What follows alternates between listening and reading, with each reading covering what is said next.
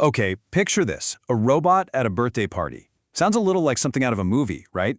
But how would you actually make it work? In this explainer, we're going to program a robot for one simple, fun mission, lighting the birthday candles. And along the way, we're going to break down how pretty much all autonomous robots work, from the nuts and bolts all the way to the final plan. So this is our big challenge. Let's give our little robot a name. How about BR1, the birthday robot? Its one and only job is to find the cake and light those candles, completely by itself. But before we can even start writing code, we have to answer a much bigger question. What even is a robot, anyway? Well, it turns out there's a checklist for that. For any machine to officially be called a robot, it has to tick these 7 boxes. It's got to be able to sense the world around it, you have to be able to program it, and it has to actually do something. Of course, it needs its own power, a language for its instructions, and, here's the most important one for us, it has to be autonomous.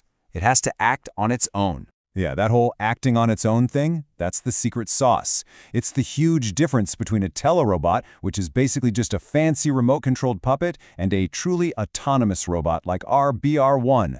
BR1 has to think for itself based on the code we give it. And that's our focus. So let's start building this thing from the ground up. All right, first things first. Every robot needs a body. We've got to understand its physical parts. You know, the pieces that let it see and hear the world, and then actually do something about it. Everything, and I mean everything, starts with sensors. These are the robot's senses. A camera gives our BR1 its sight so it can find the cake. A microphone could let it hear everyone singing Happy Birthday. An infrared sensor could detect the heat from another candle. Without these, our robot is just completely blind, deaf, and dumb. But you know, sensing the world is kind of useless if you can't act on that information. That's where actuators come in. The easiest way to think about these is as the robot's muscles. They're the motors that actually turn the wheels, move the arms, and work the grippers. Actuators are what turn a digital thought into real-world motion. So you have to get all these parts to work together as a team. You've got the controller, which is kind of like the brainstem that runs the code. You've got the sensors, gathering all the info. You've got the actuators, creating the movement, and finally you have the end effector, the tool at the end of the arm. For us, that's just a simple lighter. So that's the body. Now let's give it a mind. All right, so we've got the hardware figured out, now we need a strategy, a high-level master plan that our robot can actually follow to get the job done. This is where we shift from the physical world into the world of logic. See, here's a key idea. A robot isn't programmed for every single possibility in the entire universe. It's built for a specific scenario. For BR1, that scenario is the birthday party. Its programming expects certain things, a room, a table, a cake. Defining this little world is always the first step to making a plan that actually works. And this is the million-dollar question in robotics, isn't it? A human understands the goal, light the candles, instantly. But for a robot, you have to break that down into tiny, super clear, unambiguous steps. So how do we do that? Well, we basically create a visual recipe for it. And here it is, that recipe laid out like a simple flowchart. This kind of visual planning turns a big, fuzzy goal into a clear sequence. Step 1, travel to the cake. Step 2, use your sensors to find the wicks. Step 3, position your lighter. 4, light it. 5, check if the singing is started, a crucial detail. And if not, just wait. And then 6, repeat until all the candles are lit. Every step is a clear, distinct action. This is the master plan. So we have the body and we have the plan, but how do we get them to communicate with each other? How does the camera seeing the cake actually trigger the wheels to move, just like the plan says? We need a common language. We need a nervous system for our robot. Now, a lot of people probably imagine robot software as this one giant, super complex program, like a single brain controlling everything. But modern robotics, especially with something called the Robot Operating System, or ROS, it works very, very differently. Instead, it's much better to think of it as a whole team of specialists. You've got one small program that just handles the camera. Another one just handles the wheel motors.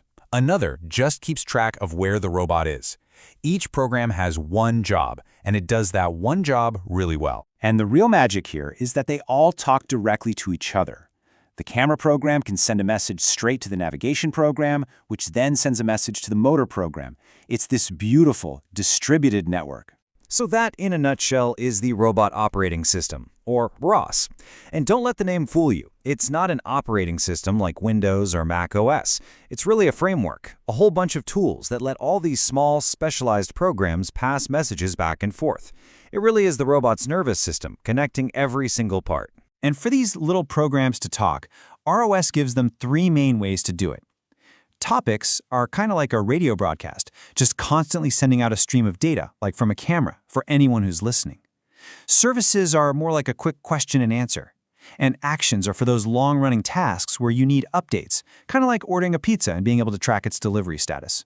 Okay, we are so close. We've got our hardware, our step-by-step plan, and our ROS nervous system connecting everything. Now it's finally time to put it all together and test it out. But we are not going to use the real BR1 just yet. That would be a little risky. I mean, think about it for a second. What if there's a bug in our code?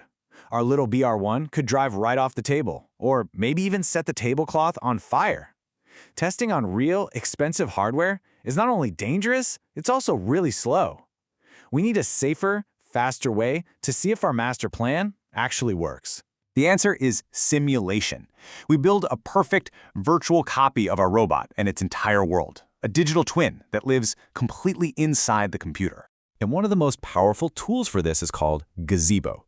Think of it like a video game, but for robots. It's a 3D simulator where we can build our birthday party room, put a virtual cake on a virtual table, and drop in our digital version of BR1. Then, we can run the exact same ROS code and see how our virtual robot behaves in a world with totally realistic physics. And the advantages here are just massive. I mean, look at this. The cost is practically nothing compared to expensive hardware. The safety risk is zero. You literally can't break a virtual robot. And you can repeat the exact same test 1,000 times in a row to work out every single bug.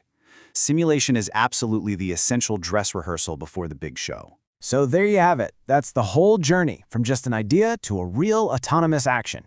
We started with a clear task. We identified the hardware, the robot's body. We created a logical plan, the robot's mind. We used ROS as the nervous system to connect it all. And then, crucially, we tested everything safely in a simulation.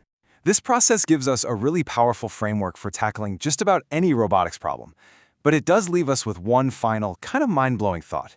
If this is the level of detail it takes to get a robot to reliably light a birthday candle, just imagine the complexity, the millions of scenarios, and the layers upon layers of planning it takes to program a car to drive itself through a busy city.